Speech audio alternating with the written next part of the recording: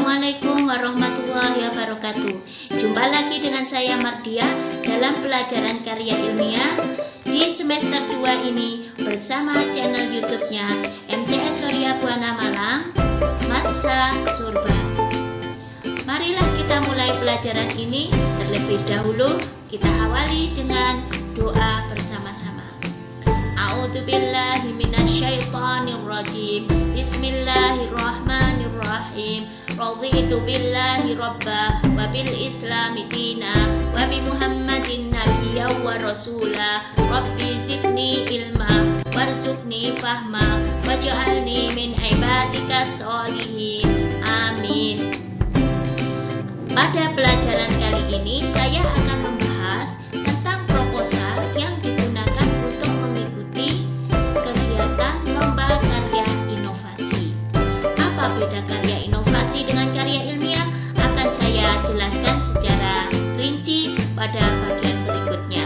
Yang penting kita akan tetap selalu bersemangat meskipun kita belajar dari jarak jauh, tetap bermotivasi tinggi untuk berprestasi. Sebelumnya kita awali dengan mempelajari terlebih dahulu apa tujuan dari pembelajaran kita.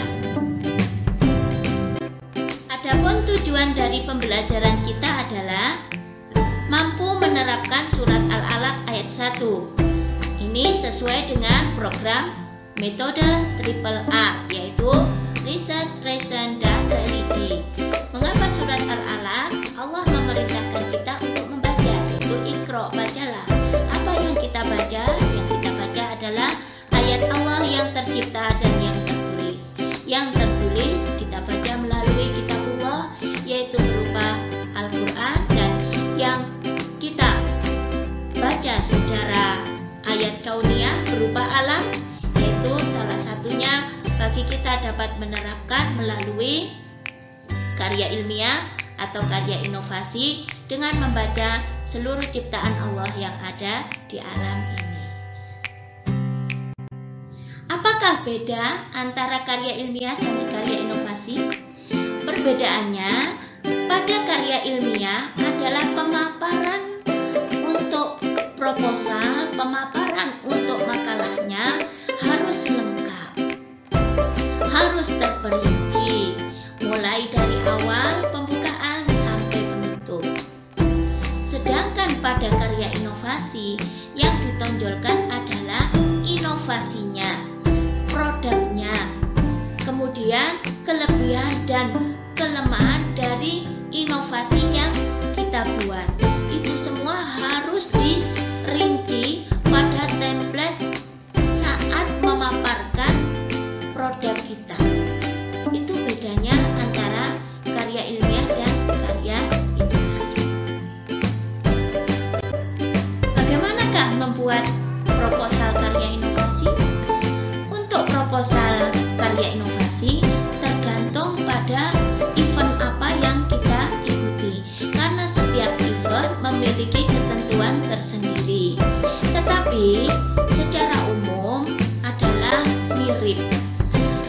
Karena proposal karya inovasi yang diadakan secara nasional dan internasional itu ada beberapa perbedaan yang harus ditonjolkan.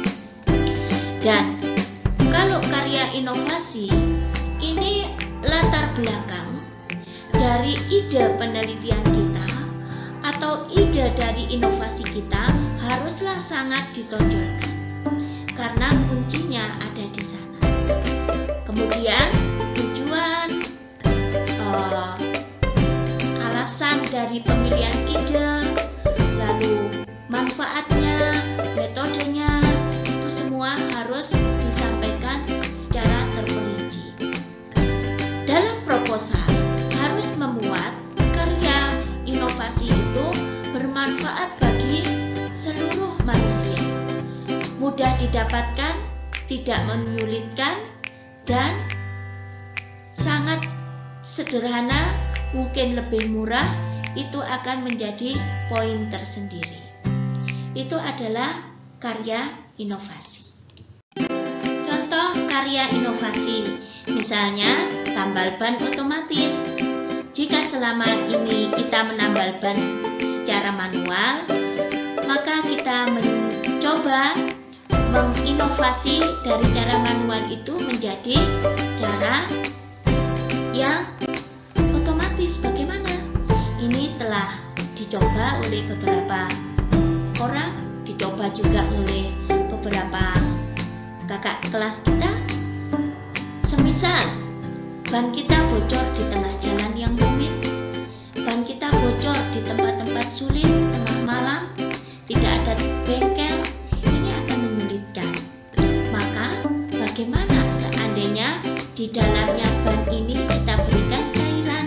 Cairan itu dapat kita peroleh misalnya dengan cara sederhana dari lem yang dibuat dari limbahnya singkong karet.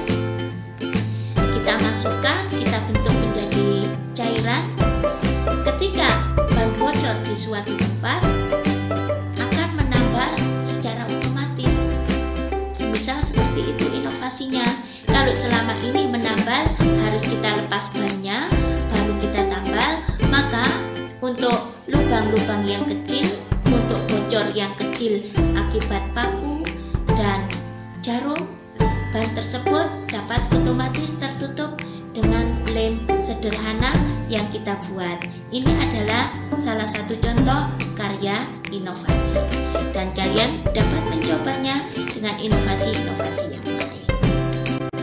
Demikian tadi uraian singkat mengenai pengenalan proposal untuk karya inovasi.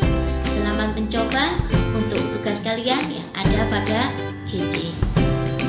Tetap bermotivasi tinggi untuk berprestasi dalam pelajaran karya ilmiah.